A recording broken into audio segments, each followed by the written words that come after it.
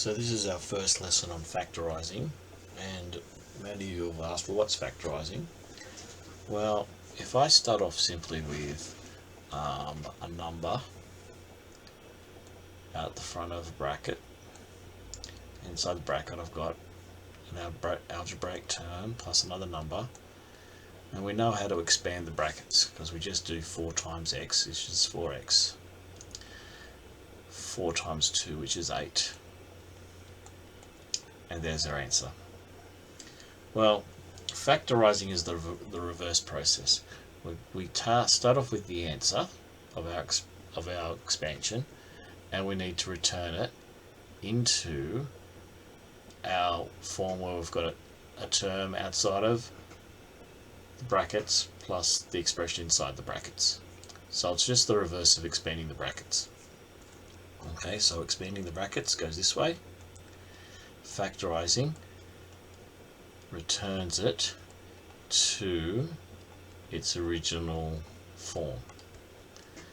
Now, it's not so bad when you've already got the question there, but when you don't have the question there, it's a little bit harder. So let's factorise these two and see how we go. Now, 10z plus 16. Now we're after a number that divides both into 10 and 16. We're actually after the HCF. If you can't remember what that stands for, it stands for the highest common factor.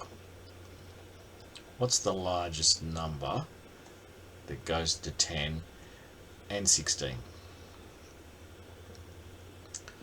Well, I could choose 2. I could say, well, I could put 2 at the front of the brackets and then ask myself, well, 2 times what gives me 10z, and that would be 5z.